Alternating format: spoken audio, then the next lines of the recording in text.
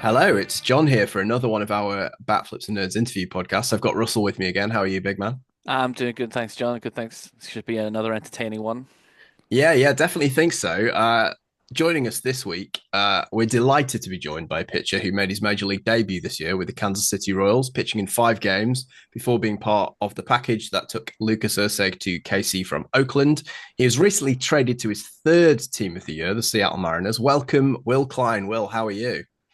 I'm good, guys. Thanks for having me. A pleasure. Before we get into all of the shenanigans that has been your 24-25, let's talk about what you're wearing. You just popped up on this call here wearing a Chelsea jersey, and you're currently tuning in into the background to Chelsea and West Ham. So that's been a bit of an icebreaker for our Oh conversation this yeah. evening. Yep. Yeah, Uncle and Dad have always been Chelsea fans.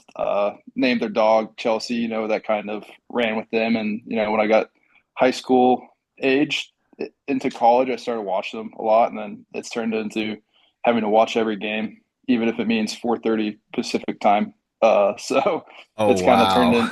Yeah. Well, you guys get it nice, 12:30, 1 o'clock games. You're like, oh, it's perfect time, watch before dinner, eating lunch, and I'm like waking up at the brink of dawn to catch them play Bournemouth or something at 4:30 It a.m. you But got you got the opposite of us. Like, we love those 1 o'clock starts on a Sunday mhm. evening. That they're Oh they're yeah, uh, they're the ones we want, not the ones that what 1 o'clock in the morning, starting at 6 o'clock Pacific time, or whatever. Yeah, 3 o'clock in the morning. Yeah. So yeah, yeah. there you go. We're bonding over time shifted watching of sport. How did your did you say it's your dad and your granddad? How did they start uh, as Chelsea fans? yeah, Dad and Uncle, Your his uncle, brother. yeah. Yeah. I'm not entirely sure how my uncle really started, but he's been over to London a couple times, and I think just he's got a bit of the same. I don't know, not like British attitude, but like kind of a little bit more in that culture. And he's been over there quite a few times, and just I mean, he brought that back over to us, and being around them for like holidays and stuff, and watching them on like Boxing Day and all that, and that kind of started for me. And so it was a good go when I first started watching with Hazard, and getting the Champions League in 20, but past previous year or so has been kind of brutal. We're back. Yeah, well, it's interesting that it's just sort of thinking there that maybe you're the next guy on the Dodgers, right? With the Chelsea connection, you're the next guy that they Foley, oh sweep yeah, up. Bowley. I'll let him know. I mean, he's treating. Oh, that's going to be. It's kind of the same attitude he's had with Chelsea. It's just buying everybody. I wonder if Yeah, they've. Wonder if how much of Enzo's contract they deferred now, but I don't know. yeah. The contract deferrals are everywhere. Also, the other thing, Will, is you're not a 17-year-old Brazilian. Those are the only players that Todd Bowley signs. Yeah, Aging relievers. So you're at the wrong end of your career, and I know a little 17-year-old. old for his projects. Yeah. Yeah, 17-year-old Brazilians. That's awesome. I was going to say who are your guys, but you're right out there with Eden Hazard. I mean, Oh absolute yeah. legend. Yeah, that's where we started him. Diego Costa, like Marcus Alonso, and all the good ones, as Piliqueta, and I Oh, mean that's when they had Kepa, I would much rather have Kepa right now with all the trouble he gave us over his he's doing all tenure. right. He's But doing all right at Bournemouth, isn't he? He's doing all right. yeah, he's having a pretty darn good year actually. Yeah. Yeah. And we were saying just before we started recording that we were going to ask you about Cole Palmer. I'm in Manchester right now, so he's the Oh guy. He's yeah. the one that got away from City. So yeah, he's your guy right now, Palmer. Yeah. I mean I had never seen a guy come in and just completely change a team like he has. Like I don't know. I don't know what he eats for breakfast. I mean, he probably just eats chips for breakfast. He's got nothing going on up there, but sometimes that's what you gotta. That's like the right attitude. It's like Jokic in basketball. Like there's nothing like attached to the sport. It's like I'm good. I go kill it, and then it's like, all right, what am I doing for dinner tonight or something? I don't know. Yeah, he's just thinking It's about horses, isn't he? yeah. It's like all right, ready to go home. Like that same attitude. It's crazy, and yeah, it's the guy's just ridiculous. he certainly is. Living in Manchester, there are a lot of guys like him here, but they don't have his talent on the football field. So what it is that they're doing No. with their time, who knows? Brilliant. So I'm sure we might come back to Chelsea. We might not, but We'll see how this game goes over this. let's see how it goes. Well, keep us posted. We were saying at the start, my team, a rubbish football team. No one wants to hear about them. They creep into this podcast far too often. Sacked their manager today, so maybe you can give us a bit more joy on the football front whilst we have this conversation. So yeah, Well, Will, no, yeah. it's been an eventful year for you. We're outlined a little bit at the top. So starting with the grandstand back in April, make your big league debut. Fast forward 9 months and you're on your third team. So how's that as a player? Like that must feel like an absolute roller coaster to be going through in real time. Yeah, I mean, to say the least. I mean, kind of going back to soccer, like the last year João Felix has had, Barcelona, Chelsea, back to Spain, back to Chelsea, now loaned to Milan today, which kind of sad because I like him. But yeah, like I'd been with the Royals since 20 and no like semblance of like the worst thing I had is like, oh, am I going to get like called up to double or triple A or am I going to like performing poorly? Am I going to go back down? Like stuff like that. But you never once did the thought cross my mind like, oh, I'm going to have to go to a whole new team, meet a whole bunch of new people, like all the guys in the system, like all my best friends are here. So it's like, that sense of comfort and like haven't had to like move around a whole lot. And then boom, trade deadline comes last day. I'm like, all right, like haven't done a whole lot. I'm just hanging out. Had gotten on the bus to go to Chicago because we were playing the White Sox, and I got a phone call from JJ, and I look at my phone, and I'm like, oh no. Like me and the guy who was sitting next to saw his name pop up. And we're like, I just got traded, and like that kind of turned the season on its head a little bit. But I mean, it was a good month getting over to Oakland. Got some opportunities up there that I'm not sure I would have if I had stayed in Kansas City, just because of what they're looking for at the time, and like trying to make a playoff push and all that. So it was good that way. And then they're giving me the opportunity to go to Seattle. But yeah, like I think my wife counted. We moved 8-ish times last year. Like debut, back down to Omaha, back up, back Wow. down, back up a third time when they got hurt, traded, then to Vegas and to AZ, and then now traded to Seattle. So it's people don't see that side of it, how much like moving is going on behind the scenes and all that. But it made us realize we got a pack lighter this year. That's for sure. So you actually got a message from your GM first. You didn't find it out via a Jeff Passan tweet that you were being traded. No, I got the text and then or I got a phone call and they're like, yeah, we're getting Urseg. I'm like, oh, I mean that's fair.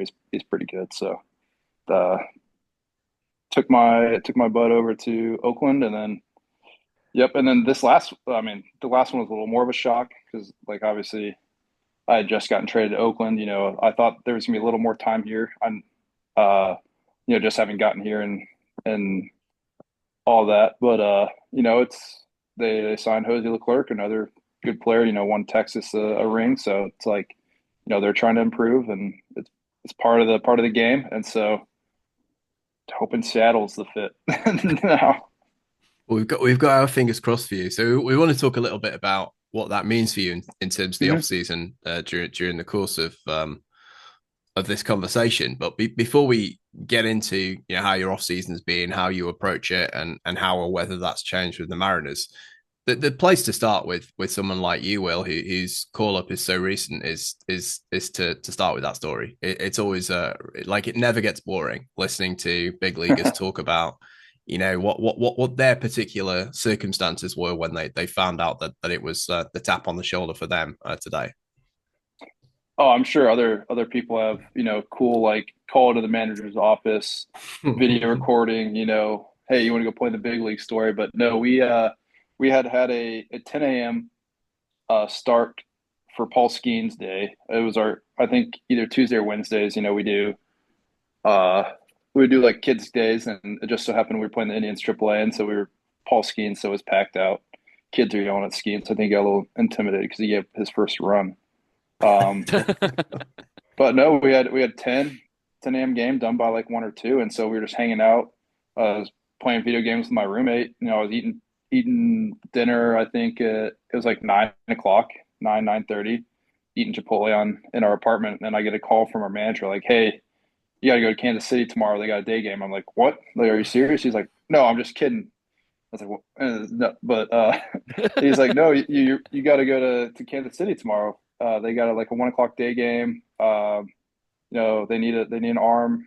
Alec Marsh at the time had gotten hurt, but you don't care how, you only care when you get to go up." So I was like, "All right, I'm gonna go," but my wife had her car because it's impossible to move around with 2 cars, and she was still back home in Missouri finishing up school, and so I'm like, I don't have a car, like what do I do? And so like try to get a rental car like 10:30 p.m. and try to get Oh all wow. that in order. And so I don't think I went to bed until well, I don't think I tried to go to bed until like 12. I don't know if I ever did really go to bed, go to bed. But yeah, it was I mean the conversation is pretty funny. I won't do my Jewish impression, but it he yeah, he was just like kind of messing with me a little bit, and it was but actually you got to get there by like 10 a.m. tomorrow. I was like, oh my God. And I was like, I had the whole day to find this out, and it's like 10 p.m. now, and is stressing out about all this. Couldn't sleep, but like it's not the in your mind like you picture like getting called into the manager's office, and like everyone saw like Jackson Holiday get called up and stuff like that. But it's like no, you just get a phone call from your manager at 10 p.m. and show up the next day. But no, it was great. And that first game ended up being a 5 inning rain out, so that was a fun first one to experience. Uh, but no, it was great. I mean, I wouldn't trade that for anything. But it wasn't anything like crazy or the ones you see on social media. But everyone's different. Yeah, imagine that you came out of the clubhouse that day on Skeens Day, packed out. You probably didn't think that you were going to be the one of the two of you. It was going to be on a big league bump the following, within the next week or so. I mean, No, yeah. yeah, that's a good way to think about that. That's funny. Yeah. So there you go, right? I mean, it may have something to do with the nickel and diming of the Pittsburgh Pirates, but you were a big leaguer before Paul Skeens, so you'll always have that. I'll hold that over him. Yeah, and it was funny too because I knew I'm from Indy, and that's where the Indians AAA is, and so I knew a couple of those guys. Like they're from my area back home, and I had trained with one. So I was like, and he was starting like 2 days later. So like I was excited to get to like watch him start and like face one of my buddies, and it's like, well, I'd rather be going doing this, but I'm sorry, I'm sorry I missed that. But no, it was pretty sweet. I'm sure he wouldn't hold that over you. No. So you went into a pretty good clubhouse at that time. The beginning of last year, that was a smoking hot team, one of the best in baseball. It must have been a fun clubhouse to be joining when that team was really rolling. Yeah, absolutely. I mean, you had a good group of like old pitchers, like with Lugo, Waka, Will Smith, in the bullpen. Like all those guys had so much experience. And then you had like the young guys with Reagan's, Alec Marsh, Singer, and then all the other guys like with Zerpa and some of the other ones in the bullpen, MacArthur, and like all those guys were great to like help on both ends, like the experience, the youth. But then you just go on the other side and it's just Bobby, and he's like the heart and soul of the team, and you're like, how is he doing everything that he's like doing at 24, 25? I mean, it's the craziest thing you'll ever see on a baseball field. And I mean, I remember one of those games. It was I think we were playing the Mariners and we were down like seven through like the seventh or eighth inning, or we were down seven like the first inning, and then we came back and it's like where Bobby hits like a double in the gap, and he just like flies and like it has like that Superman picture of him diving to third base, and we end up coming back and winning like 9-7 with like a walk off hit, and it's like he kind of gets that whole team going, and then you get in the clubhouse and he's like a kid. Like there's no like uptight like I'm better, I $300 million contract like kind of attitude. He's having fun playing baseball like it's a backyard game for like 13-year-old kids. Like it's great, and it kind of makes you have that same attitude too, which definitely helped like the whole team just kind of having fun with it. Amazing to hear. Like I was gonna ask specifically about him, but you sort of beat me to the punch. It's amazing that a guy who has that just has that aura, doesn't he? Like he you know the he is him thing. Like that Yeah. applies to Bobby Mhm. Witt. Like he's a superstar on and off the field, but then amazing to hear that he's just one of the guys, just a doofus, a kid in the clubhouse too. Yeah. Yeah, he's so nice and like he's welcoming and I mean he's just like a friendly to everyone too, which you don't see all the time with some of the superstars. Like some guys are serious and keep themselves, which works too. But to have like a guy that you want to be like the face of your franchise and to also be like one of the best clubhouse guys in the game, like it that all plays a role in the team success and in the future success that they'll have with him. And you mentioned when I first brought up the clubhouse, guys like Walker, guys like Seth Lugo, Will Smith. It must have been a sort of an education for you to be sharing a bullpen with those guys, to be picking up tips and tricks, Mm-hmm. guys. Particularly guys like Lugo who've totally reinvented themselves, right? You must just be standing and watching and thinking, right, how do I get some of this to rub off on me? Yeah. Yeah, I remember I like first couple days in camp, like I would play catch with Lugo, and the guy he had 12 different pitches. I swear, he had two fastballs, two changeups, two sliders, two curveballs, a cutter. Like it was, and he would throw them all, and they'd all be sharp, and they'd all be in the general area he wanted them to be. And I'm like, what, like how? Like some guys are like, yeah, well, I just added this one and I added that one. And then the Padres said I could just do whatever I wanted. And so he started throwing them all in game and, like what he would throw to like what sided hitter, what kind of hitter, stuff like that. But everyone knows he's got like just an absolute banger of a curveball. So that was more of what I talked to him about. And so I definitely got some tips and tricks for that, just being around him. But just like how they prepare, like I mean, you've seen the picture of them going over his notebook, like post start, like all the starters in the dugout, like going over, and it's like that just kind of attitude, and like what he brings, or what him and like Walk and other guys would bring to like scatter report meetings, pre-series, and stuff like that was really great to see. And Was there you going, Ross? no, I was going to say, was there any familiar faces though when you went into there? Was there anybody that you'd played with at the lower levels that you didn't feel like you were walking in a room and being like, oh, like I don't know anybody here? Yeah, there were definitely some. Obviously, like Massey, Vinny, like we were all on that high A team together. Um, who else we have? Michael was on that team. Who they have? I mean, MJ was gone. Dyron was there. Blanco.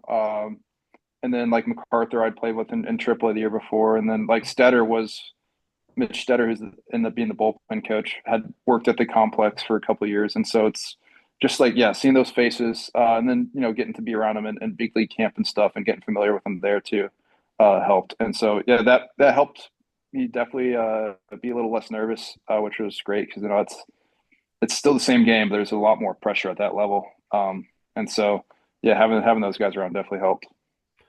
And so just sort of circling back to Lugo for a second, was there anyone that he and Walker, was there any hitter who you were like, I don't know about this guy, what am I doing with this guy? When you were in the back of Seth's notebook, who was it that you were trying to get the tips, and anyone that those guys helped you get out?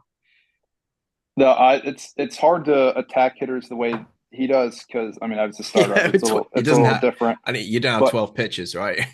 no, I'm like I've got fastball, curveball, slider. He's got four seam, sinker, cutter, gyro, sweeper, 12-6, slurve, circle change, splitter, and I'm like and so no, there wasn't anything like in particular, just kind of like more how he worked like hitters like in and out, up and down, making that little triangle. Like you want to go up, down left side, down arm side, and just kind of working hitters in those different ways, and how he would go about like just help with the curveball too, because that was a big thing, like just being able to land it a little more. And so just hearing him talk about that was definitely helped my game when I got up there and helped me be a little more like calm and kind of understanding how to prepare and stuff. You mentioned Vinny Pascantino there. I'm assuming Mhm. that that's who you mean by Vinny. And I was going Yeah. to come on to talk to you about one of your colleagues in Oakland, but I hadn't quite put two and two together that you shared a clubhouse in the same season with the two great DH slash first baseman tweeters in current Major League Baseball in Vinny Yep. Pascantino and Brent Rooker. Yep. That is an elite group that you managed to be in the middle of that Venn diagram. Yeah, that's their social media is what any athlete aspires.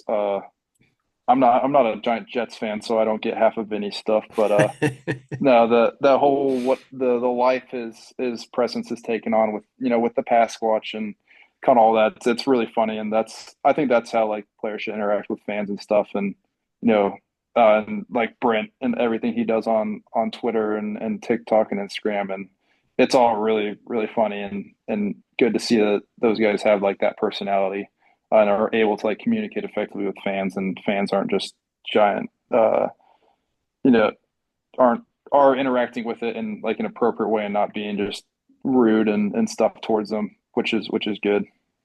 Part of the modern game, though, isn't it? Right? You guys kind of, you're building your brand, right? Yeah, Russ and I were fortunate enough to talk to Tyler Gillum, who's the coach of the Savannah Bananas, and I think they've had quite a lot of impact on guys in major league clubhouses, even through this sort of stuff, haven't they? yeah, that's another topic, but We yeah. won't push you. No, I've got my opinions on the bananas that mainly around one thing in particular, but no, I remember when I was playing summer ball in the Northwoods, like that was one thing like I wanted to go play for them because like they weren't quite yet what they are now, but Mm. as they were still a summer ball team, but they were like they're selling out. They had all this cool gear, they were doing cool promotions and all that, and then it's kind of, I mean, turned on its head and like taking a life of its own, like with the whole like Harlem Globetrotters, like them and the Party Animals thing, which is really cool, and they're selling out stadiums, which is cool, and a lot of the stuff they do is really sweet, and they were just out here in Arizona, and I saw guys at Target the other day wearing like Savannah Banana shirts, like adults. I'm like, oh, I guess it's not just for like young kids and stuff, and I like what they do, with their ticket sales and all that, not letting resellers get a hold of them, and so they do a lot of good things. Wrong way. Yeah, but yeah, the bananas stuff is how he's turned that into that kind of business is just absolutely crazy. But I mean, yeah, they do a great job on TikTok too. Like I see a lot of stuff, and they got a lot of interaction with fans. Like that kind of works together with what they do in game and all the dances and stuff, and that's really cool to see at least. So you mentioned that you played in the Northwoods League. I'm really interested in summer collegiate ball. Like I think it's just a part of baseball that people over here in the UK just don't know, right? If they know it at all, then they know the Cape League, and that they know it just Yeah, because of the tradition out there in New England. But it really is like super competitive, right? To get onto these rosters, you've got to be a really strong player, and it's hmm an opportunity for players like you to hone your skills and to showcase yourselves to professional clubs. yeah. Like I was never good enough to go to the Cape. Would have been cool, but my brother actually got to play in the Cape Cod League, which was sick. Um, but yeah, like my first year of summer ball, I was just playing like the Midwest League with the Danville Dans in the small town in Illinois, which was great, and it definitely helped me for that year. But like the good leagues, like you got Cape, you got the New England Baseball League, you have the Northwoods, the I don't remember what the one the Savannah Bananas used to be in, but like there are a couple like top leagues that it's like, all right, like I'm from Eastern Illinois, and you got guys from Kentucky, like Alabama, like LSU, like we had played with Ole Miss, like all these Arkansas, like all these top teams, and you're like, oh, this is kind of what that's like, and so and just summer ball's like different, so much different than college ball, just like you're just on your own, like no school, like kind of just having fun, which is a little different. But like just being around, getting to be around like that, those like upper level college guys, are like, oh shit, like it's a little harder than what I've been doing. But yeah, that I mean, playing in the Northwoods is I feel like what really got me drafted after junior year, or like got eyes on me because I might have had like a 1 ERA in 40 innings, no, not 40 innings, like 30 innings or something over that summer, and so I was like, then I got in call. That's when I started getting calls from agents or like people to not agents. That's going to sound bad. Well, NIL is a thing now, but Hmm. from people wanting to be my advisor and then turn into my agent, like Hmm. I was like, oh, like that's what this is like now, and like, and then that's kind of what got scouts started talking to me in the fall or like at games then, and then that turned into people coming to like spring or like fall stuff, and then spring, and then you know, watching you during the season, and then like that's a huge way to get eyes on you that you might not get like your small school, like especially for guys like you would have some D2, D3 and AI guys that are studs, and but you're not probably getting the same looks as you would be at like one of those, or then in the All-Star game, or like in the showcases they have for it. And so yeah, it's a huge difference. Like I don't know if there's really any equivalent for it in like other sports and stuff, because like NBA doesn't really have like a well, they have the summer league, but it's not the same. Like those are already pros. Like I don't know if those guys go play like collegiate summer basketball and stuff. So they might actually, I don't know. But yeah, it's something different and gives you a good opportunity to be exposed to other guys, and just and it's fun just to go keep playing baseball year round. Kind of gets boring in the summer not doing that. Yeah. So you were playing Lakeshore in 2019 before you went in back in for 2020. Hmm. That obviously was a very weird and bizarre season for absolutely everybody involved. I'd just love to hear a little bit from like your perspective of obviously going through that being your year and then being going into the draft, because I imagine that that is just a very different experience to what a lot of players have come through to kind of to getting drafted. You probably had like that full season, a bit more of expectation. So how did that come around for you? Oh God, dude, that was crazy. I mean, I like going into the year, like we opened up at Arkansas, like had a pretty good start, like was getting some calls after that. I was like good. And then, we had 3 or 4 like normal weeks. And then I was in an evolutionary biology class at the time. And so like one of the topics you're talking about, like the flu pandemic of the 1900s. And you're like looking at stuff like that and like, oh, like, there's this small little Oh, disease going wow. around, I was like, oh, that's not going to be anything. And then as we're going, we're seeing like you saw the Ivy Leagues, they shut down all their sports, and then like some of these smaller leagues started shutting down, and we're like, oh, that's not going to affect us. Like no, like big time like conferences canceled like their sports for the year, and like we haven't really seen a whole lot of baseball like related cancellations, and so we were playing Arkansas Pine Bluff. We were on our fake spring breaks. Our spring break was originally a week earlier, and then the school moved the actual spring break back a week. So we had scheduled our spring break trip, and so we missed school for like an extra week before spring break, which was great. But we were like on the trip to Arkansas, about to go play Murray State in conference, and we're stopped at a Wendy's, and we get a text from our coach, and it's like, "Hey, season's canceled. We're going home." And we're just sitting there like, "What?" And yeah, he's like, "Yeah, like." A bunch of leagues have made the decision to cancel all games, and that's it. We're going home. We'll let you know if we're going to keep practicing or if anything will come about and all that. And so we just we just kind of got on the bus and went home, and no one like really did anything that whole ride home, because everyone's like the seniors are sad because that just took away their last year, and like a bunch of the other guys were like what do we do? And so got back, we just drove back home and kind of sat around, and then they're like, nothing's coming of it. Come bring back all your gear, and we'll see you guys next year. And it was just like everything shut down. Like you couldn't get on any fields, you couldn't do anything. Like for some of us that were gonna go like into the draft and stuff, and so it was just kind of like you're mid-season, and then boom, you have no resources, like no anything to like go throw or like anything like that. And so it was just kind of puts you on your head, especially for like such a big year as 2020 was. And I don't know. Yeah, I don't know how it was over there. I'm sure you guys were a little more strict, but it was still pretty strict on our end, and we just like literally couldn't get on any fields, like thrown in parking lots, just crazy stuff like that. That's absolutely Yeah. crazy. It's insane. And then in the middle of that, you were, sorry, Russell, you just come off the Northwoods. You'd had a good start to the season. You're like, right, I'm just going to be building up my draft stock. Did you think, particularly when they had that like 5 round draft, you must have thought, well, that's it, I'm screwed. Yeah, I have a funny one about that too. 'Cause, like I'd talked to some teams and there were good conversations, but like I didn't know if I'd done enough to get in the top five because I mean top five rounds is a bit different than 40. So like Mm. 40, I'm like, all right, probably a top the 10 round guy, but I didn't know about five. And so like one of the phone calls I had, I think it was with the Tigers at the time, they're like, yeah, we have you as like a sixth round guy right now. And I'm like, there's five rounds. Like I don't know I don't know how I fit in that. And they're like, and some guys were like actually asking me like free agent like stuff, and I'm like, I would rather just go back to school. And so luckily the Royals. I know there would have been another phone call after the Royals if that hadn't happened in the fifth round. But like just some of those phone calls leading up to that day were a little terrifying. Hearing, I'm not sure if we grade you in the fifth.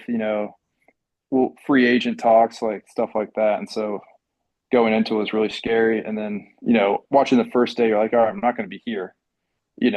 And so you get to the second day and you're going round three, round four, you're getting like, you're not hearing anything from agent, not hearing from teams. And I was sitting there like, I was like shaking the whole day because like, I mean, I didn't know my family was there. Like they were all nervous. And then like right at the end of the fourth round, like agent called like, hey, you might get a call here. If not, you're going to get a call like the start of the fifth. And I'm like, oh, thank God.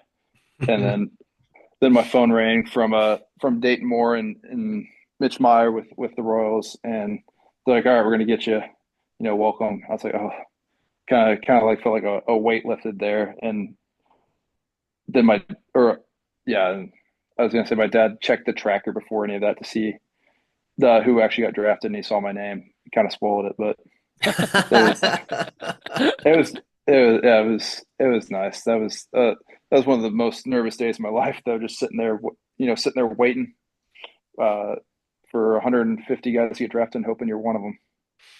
And you were, and Thanks. and the rest is history.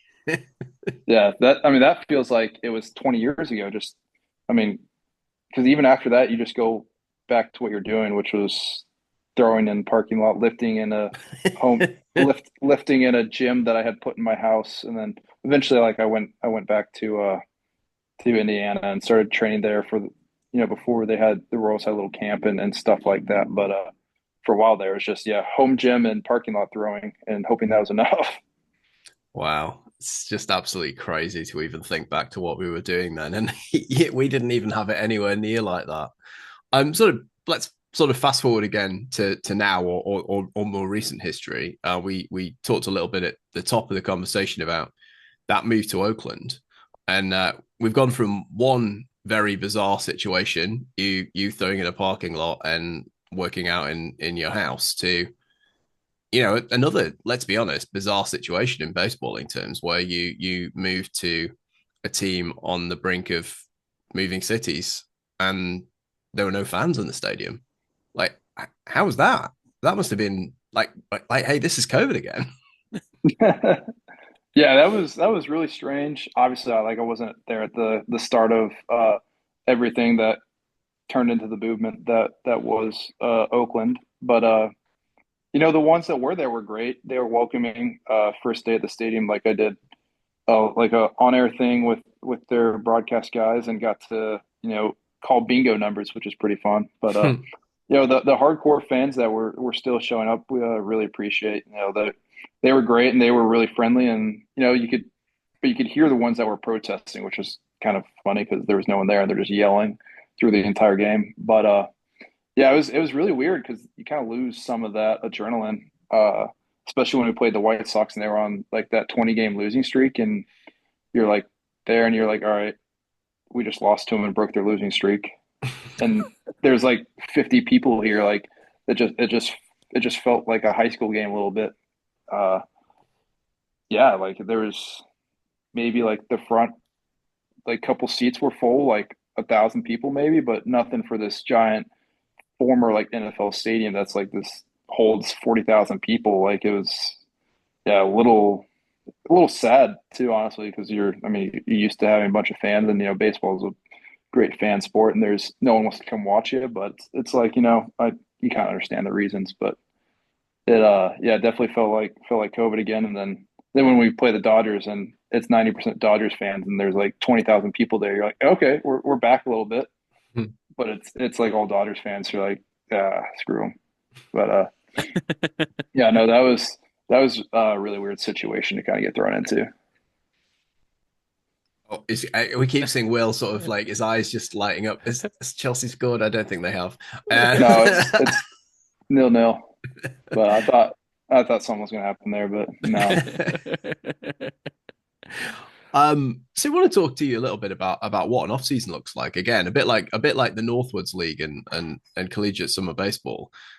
I think it's just something that the average fan sort of takes for granted, doesn't really think about. But what does it look like for you? You know, you talked a little bit earlier on about summer baseball was great because it meant you were playing baseball all the time. Like, are you, or are you after a fashion? You know, what's a day look like for you on a given week during this part of the year?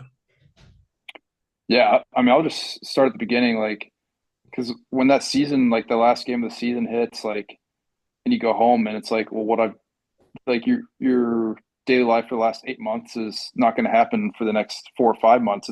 It's like a culture shock, and it happens every year when you get back into it. Then like when you're done, it's like, well, now I got to wait 4 or 5 more months for another game. Like it's kind of sad, and then you get in a routine of like training and like preparing for next year, and like as soon as you start like getting ready again, it like flies by. Like I feel like yesterday was October 1st, and now we're sitting first week of February. Camp starts next week, and you're like, oh, thank God it's back.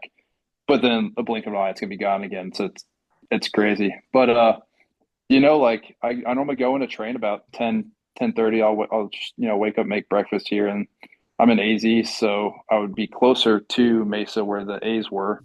Mm. But luckily, the Mariners are also in Arizona.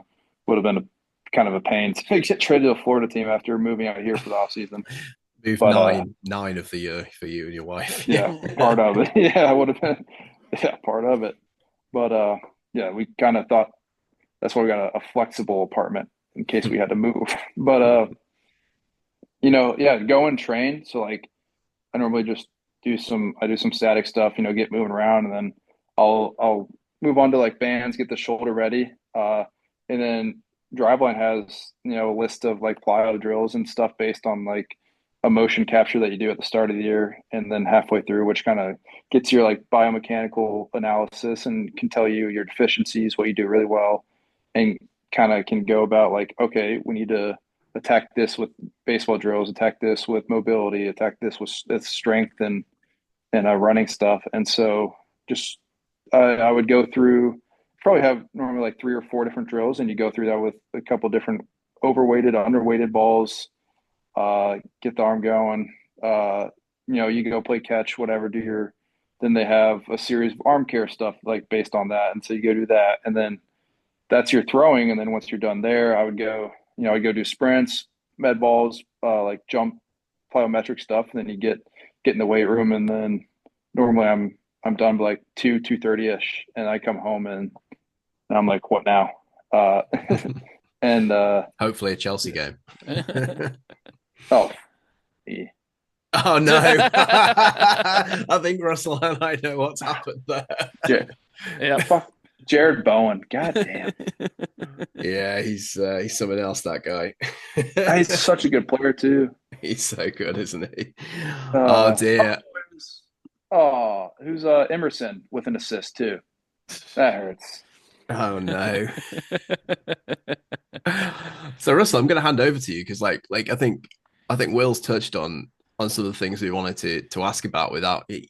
This has been one of the easiest conversations ever because you just start talking about things that we were Yeah, I going don't. to ask Sometimes you. I don't stop, and I feel No, bad. no, it's no. great. No, that's a good thing. But I know Russell loves the analytics stuff, so I'm gonna give you the floor, big man. You follow up on some of that stuff that Will was saying there. Yeah, so it's really interesting because obviously, like you talk earlier on, I think then right at the start where you talk about getting those tips from Lugo, but I'd really love to be like when you were at college, like what was that level of like using of like TrackMan and those facilities, and then what real difference did you kind of first find when you had zero, and then when you got to like the minors, where you then just like, oh, here's like a completely different way of actually like tracking what you're doing, or was it still similar in some regards?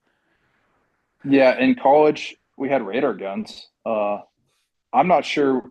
I can't think we had a whole lot else. We might have had a Rapsodo. This was before TrackMan. TrackMan's like Yeah. taking over Rapsodo, but this is Mm. back when Rapsodo was number one and all of that. And so we might have had one. I don't. That's pushing it though. I'm not. Maybe yeah. We definitely had a Rapsodo, didn't we? In college, I don't know. But the place I would train at in Indiana, we had Rapsodo and TrackMan, and that was kind of where I first got introduced to like plyo balls and all that stuff like that. And so my training in the off season, I had used tech and stuff, but it's not anywhere what it is today. It was, oh hey, like like that was back when the spin rate was the big thing. It's like, well, your spin rate sucks, but you throw kind of hard, so it's a trade off. But then yeah, you think it gets better in pro ball, but like the first couple years with Kansas City, like they were a little more old school, and so a lot of it was like not there wasn't any plyometric like drills programmed, or there wasn't a whole lot of use of tech. There was like a radar gun, but you didn't have a whole lot of information about like your movement profiles and stuff like that. And so that kind of changed with the guard when they moved Dayton out and JJ took over, and they hired Friedman. I can't remember his first name, but Friedman took over like the pitching development stuff, and he started writing programs that were based around like your deficiencies or your proficiencies, and like getting really good at what you do well and kind of getting less bad at what you do poorly, kind of thing. And he took over, and you started. That's when in 22, like I 22 or maybe yeah, I think it was 22 when he started writing programs. You're like, okay, this is better now, and you're getting stuff that's more like designed to you, like tailored made instead of stuff that was more cookie cutter, in previous years. And so that kind of took a turn there, and they were still behind the eight ball because the Dodgers had been they were not necessarily the Dodgers, but like some teams had been doing that for 5-10 years, had their labs and stuff. And so it's like, all right, we're playing catch up now, but it's better than not trying at all. And it turned out good. I liked a lot of what he had, and kind of turned it around for me in 23. And just working on the little things instead of just going out and playing catch, but like having intentional things to work on. um but yeah, like when I first got there wasn't a whole big introduction of here's all this tech, like what to do with it, how to make it you better. Is it was not quite anti-tech, but there was definitely a lack of it when I got there. But then throughout the years, they started uh, incorporating a little more, and then you get up level, and they start using it more like high. It was like more just how hard you throw, and oh, here's your movements, and then you start going up, and it's like, all right, here's how they play off each other. All right, this is how you can make them better, tweak the movement and stuff like that. And so like the higher up you went, like you saw a little bit more introduction of like more advanced tech stuff.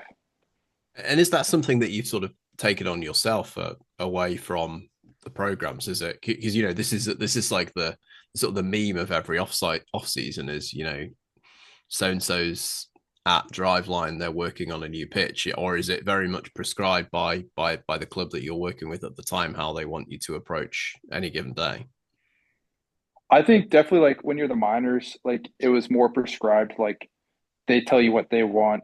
But I mean, being on my third team the last 6 months, it's like, well, I gotta figure out what I need to do in order to make the team. And so being taking a little more of the onus on yourself and how you go about and what you need to improve. And then obviously like there are things that like the A's had recommended, but it's now like, all right, well, what are the Mariners gonna want? And so I know they do detailed player plans and what they have in mind for guys. And so I'm interested to see what that is when I get in there for spring. And so I'm excited for that. And I know they've done a great job with some former Royals and just other pitchers in general, and they have a great track record for that. And they're kind of on the opposite ends of what I came into pro ball tech and like pitching wise. And so it'll be good to get in their lab. I know they have a lab and they do a good job with the arms, so that'll be exciting. But yeah, it's kind of been a lot of what I saw last year that I needed to adjust and work on. And one of it was just like getting healthy and stuff like that too. So that plays a role. Not hurting is a big one. So Yeah. so sorry, go on, Russ. You take. No, I was gonna say like obviously then that gives that. Do you have that flexibility to work on a new pitch that maybe isn't being taught to you, or they aren't saying like, you know what, the way that your arm structure is, the way that you pronate your wrist, like you should work on a cutter.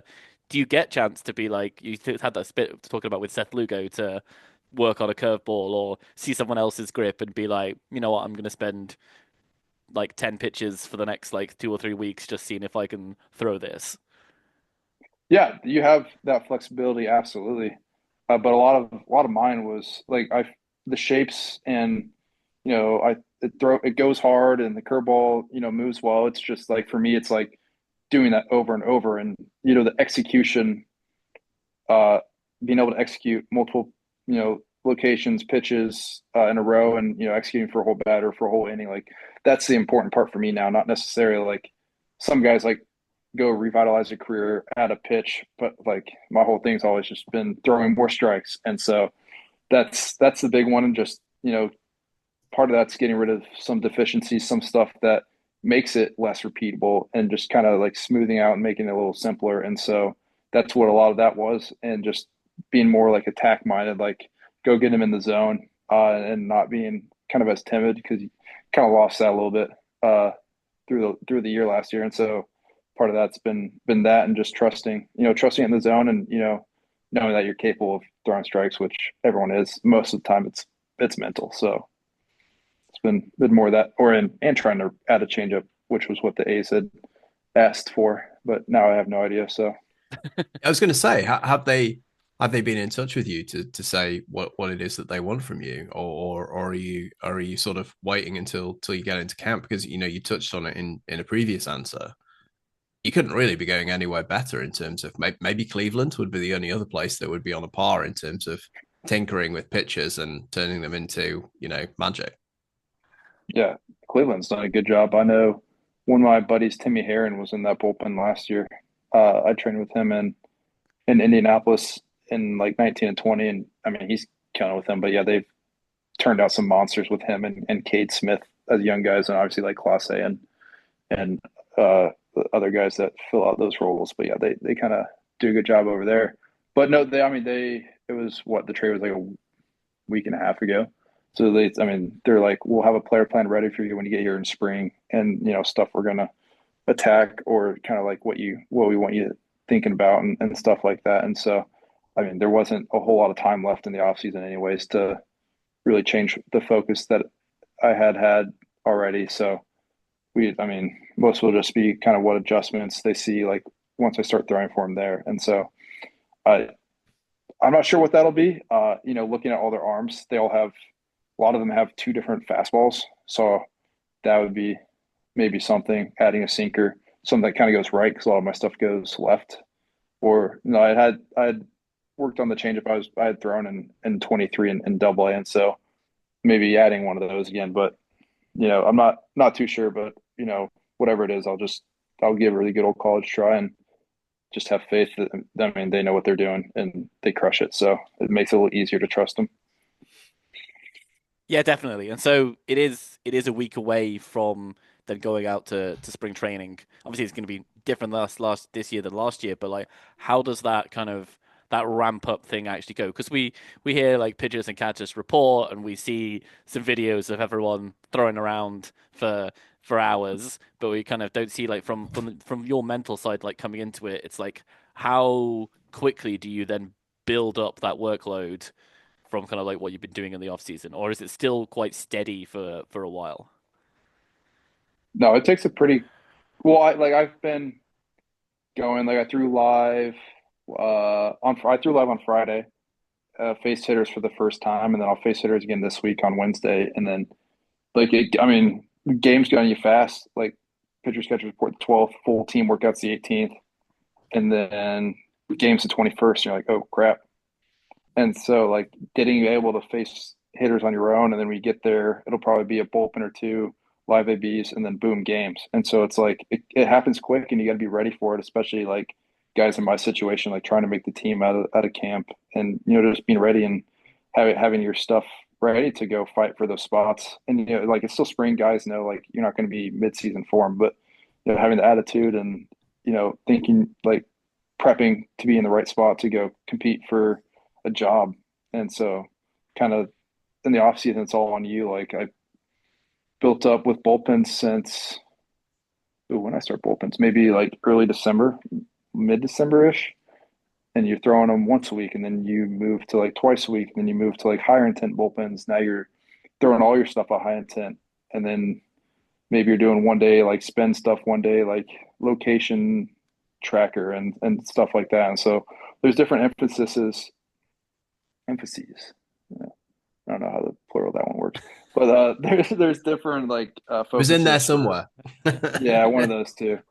But there's different focuses, but the like the back line's the same. Like you want to like strikes, but one day you work on like the tracker and it tracks what your average miss is and tells you and say, all right, well, work on getting better with those in the zone. Or sometimes it's just like a light pin where you're working on spin and stuff and like feeling that. Or sometimes like you're working on like your pitch shapes and all that. But the you do a couple of those and it's working up, and then the intensity starts building. And now you've got like full like 25, 30 pitch, 90, 95% intensity pins for a couple of weeks. And then, it turned in last week. I threw a bullpen Tuesday and then went live Friday. And then this week going live Friday and then, or live this Wednesday and then taking into camp on Tuesday, hopefully throwing bullpen and some hitters there. No, that's amazing. And you talk about obviously you build this up, and then there's that mental side that when you actually get on the mound and you're actually like playing in a game. Like I play really bad, basically baseball here in the UK, as in like it's almost like a level of people that all learned when they were adults, not like when they were kids or whatever. And I could throw, I don't know, 60 tops. And it's like, but you get on the mound and suddenly I'm like, I play at third base, I can hit first base. I get on the mound, I can't even throw it in the catcher's glove. Like, just talk a little bit about that mentality that you have to have when you're on the mound to like just shake off a bad pitch and get at it with like the next one. Yeah, that's a big one too. You kind of learn going through the minor. It's like it seems simple, but a lot of guys don't realize you just got to take it like one pitch at a time. Like there are a couple times when you're in a game and you go 1-2 and you're like, I'm ahead, and then you don't execute two pitches and you're 3-2 and you're like, oh shit, like how'd I get here? Like that sucks. Like I can't do that. Instead of being like, oh, I'm gonna execute this pitch and make sure I don't walk them. Like it's the difference between thinking about the past two ones or thinking about the current one. And so like just being like within yourself and like focusing on each pitch versus worrying about like the outcome instead of like I'm going to execute, or like, well, what if he hits this? Like you might not think it, but that does have a huge outcome, like effect on the outcome of the pitch. Like it might make it might like you might let off at the end because you're worried, or like you might try to make it like too nasty because you're scared he's going to hit like your normal one and stuff like that. And so that's a big thing too, especially when you get to the major leagues. Like there is some of that creeps into your mind, and you just got to be able to like eliminate it and focus on each pitch that you're throwing, and knowing that you will throw strikes and you're going to dominate the hitters. And like that mental part of it is probably the biggest separator at that level, and the consistency. But part of those two go hand in hand. Do you also have like the opposite side? So like when like you're almost like nailing it, can you get like a level of overconfidence and like just throw something bad? Or if you feel like everything's going well and you're not gonna maybe like try and think about it as much like every single pitch, you're just like, dude, everything is just working today.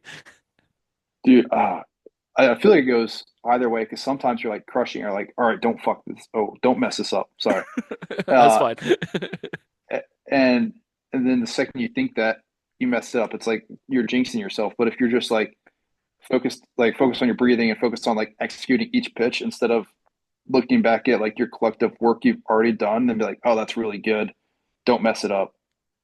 Or you're like, all right, I'm just gonna make this pitch now instead of the don't mess it up thing. And so like if you kind of go on that second one, you're gonna keep performing. And so just being able to like get yourself out of that headspace is a big one, because like it's the whole thing. Like guys have thrown, like if you're throwing an immaculate inning or you've got a no hitter going on, or it's like you come in after a starter's throwing a no hitter, you're like, oh, don't mess it up, don't mess it up, don't mess it up, and then that only leads to you messing it up, and you're like, oh, dang it. But or it's like I'm just gonna go do it. And so like that, being able to flip the switch of like thinking about the past or thinking like going about this one pitch does definitely play a role in that. And was there anyone in the games that you played with the Royals or the A's last year that you were on the mound and this guy dug in and you're like, oh, it's him. Oh wow. I mean, I faced the Padres and got Machado, Tatis, and Arias in like the same inning because Yeah. they hit like five singles in the inning, and I figured. I mean, I found out I was tipping some stuff to after, but that's a tough one to get through when it's not going your way, and you're like Yerkson Profar hits a perfectly placed backdoor curveball for a single down the line. You're like, okay, Luis Arias hits a fastball like a 1-1 fastball like 2 feet off the plate that should have been a ball for a double down the line. You're like, all right, and it's just like sometimes stuff doesn't go your way, and you're just getting guys that you're like, he's that's Manny Machado, that's Tatis. Like sometimes you do think about it, and you're like, all right, well, you can't think about it because you're playing against them right now, and so. Mm. But there are definitely times when you think about it, you're like, oh, that's not the right attitude to have. But sometimes it does, get to you a little bit, or not get to you, but kind of like you realize it in the moment. But it does. I mean, you're facing off against them, which is really cool. Like you can look back at it like afterwards, but you got to get out of the mode of like thinking about it when you're on the mound for sure. So you mentioned briefly there that you were tipping your pitches. Like, did you like how quickly did either like you notice or the other team notice, or did you like until you got some feedback from your team? Oh, so I'm not gonna say what it was, but the No, no, Royals, yeah. they talked to me the next day. So I like, well, I came up as like, was I tipping? And they're like, yeah, we actually saw something. Like, here, let's go talk about it. And so, like just, and one main one was if like you're coming set with the guy on second, not showing them inside your glove. Yep. That's a pretty easy one, especially like you spike a curveball, like you can see the finger. And so just closing that off was a big one. And there was something else, but that No, we don't. there was No another trade there was another secrets. one that no. There was another one that just amazed me. I was like, how does anyone see that? But yeah, it was pretty quick though, which was good. And then I threw again against them, and it went well. I was like, okay. Or no, I threw against the Mariners, and it went well. I was like, oh, okay, good. So it kind of helps you like maybe I don't suck. Maybe there was something they were seeing. But there are guys on both teams that are paid to look if their pitchers are tipping, if the other pitchers are tipping, and like how quickly they can figure that out and relay that. And that's a big part of it too. That's changed over the past couple of years. Is guys on teams like strictly with that job. No, that's amazing. So, Will, you've been incredibly generous with your time. We're probably gonna let you get off and hopefully watch the second half comeback of your marvelous boys in blue. Got what one more question for you before you go? We know you're on the hunt for your 1-1 MLB draft patch card. How's it Yep, going? Has it come yet? And terribly. No, you need to put out an offer. Where's the 30 years of home plate seats? Where's the meal with Livy done? What's on I'll what's give him a what's I'll give him a day with my cats, and then they can have that. We'll go to a Chelsea game together or something. But no, I haven't seen it. I like all the guys that track like on Instagram and stuff, and like all the one-on-one trackers. Like I've let them know, and they know that I'm looking for it. And I check eBay, and my mom like looks for it and stuff. And so like when that set first came out, we're like, all right, it's gonna pop like in a week, and we're gonna get it, and we're gonna be set. And then it didn't pop. And you're like, all right, like people are still open it because people wanted skins. And mm. then Schemes was found by that 11-year-old. And then now you're like, well, that's the biggest chase. A lot of the good ones are gone. Like people are going to stop opening it as much. And so like, it's just the hope's dwindling that we're going to find that, which is sad, but maybe one day it'll pop. Uh, who knows? I'm still looking for like my draft, like 101 cards, which never showed up either. So Oh it's, no. yeah, I've got a couple cards on the hunt that I'm on the hunt for, but There's a collector it's somewhere who's just like doesn't like report any of their stuff, just being like, oh, I've got all of my lovely Will Klein stuff. I love him. yeah, they PC all my cards and just don't tell anyone. That's where But they like, are. yeah, but like, I feel like the second anyone's pulled one of those, like the draft cards, it gets posted because I mean they're sick cards and they're so hard to find. It's like you have to show that you found one. And like I keep seeing all my friends get theirs pulled, and I'm like, oh, here you go, like yours just got pulled, like this is sick, like go buy it. And they're like, all right. Or like check eBay, and it's like guys you played against. They're like, oh, that's so cool. Like, please, can mine show up? But Well, we'll put the word out here in the UK. I doubt many of those boxes have made it across the is Atlantic. But yeah, if there are is there any, a lot of baseball wax being ripped over there? There's a few keen boys over here, definitely. It's the thing is generally the sad side is that it's even more expensive to get it over here because you got to ship it over as well as just buying the boxes. So Yeah, but you guys get all the good soccer product. that's yeah, true. That's we do. true. And we have a good market in trading. I traded a David Boaty, a Myrtle Beach Pelicans Boaty McBoatface bobblehead for of all things a Wolverhampton Wanderers scarf. So there you go. Maybe That's electric. Oh, I don't know if I've ever would have thought those two things would be traded for each I other. definitely didn't. When I said to the guys, "Is there anything I can get you?" I was not expecting the text that came back to me. David Bodie, Myrtle Beach. He's a nice guy. He was in AAA the past couple years, and they called him back up. But he's a good dude. But It's that's great to so hear. funny. I just That's wanted it so because funny. it has Boaty McBoatface, which made me laugh a lot. Yeah. Uh, That's good. Will, it's been awesome to chat to you. Thanks so much for your time. Wishing you absolutely all the best for camp next week with the Mariners, and we'll be following your progress, hopefully on the 26 man throughout the season. If not, if you end up in AAA, your catcher's going to be our sweetheart, isn't it, Russ? Probably, I would say So Harry Harry Ford. Ford. Um, I met him in the at the Futures game in 23. He's a really nice guy. So there you go. That would be like we do want you to be in the big league team, but that would be a fun battery. One that we definitely have a big rooting interest in because Harry is our superstar over here in the UK. Oh, Thanks to his is mom. he British? His mom and dad are both British. Yeah, Oh, so really? he Oh, plays. that's Yeah, sick. he plays for he plays for Great Britain. And played in he was our star in the World Baseball Classic, Russ, which you were there, weren't you? So Yep, I'm looking Oh, that's forward to what we sick. can get in That's really cool. 2026. Yeah. yeah, he's some boy. So say hi to him for us next week. And Yep. if people want to follow along with your journey, Will, over the course of spring training or over the course of this season, where's the best place to keep up with you? I've started posting a little more on Instagram, so it's Will Klein, but without all the vowels. So it's just WLLKLN. And then I use Twitter a lot in the off season, but come season, I try to stay off it, so I delete Twitter. So not a whole lot on there, but that is my name. It's Will Klein Zero on there as well. So those are probably the two best spots if you want to see anything. But most of the stuff probably goes on Instagram. And it's going to be in the same way that with Vinny Bascantino, it's a lot of Jets. It's just a lot of Chelsea. That's what I'm hoping for.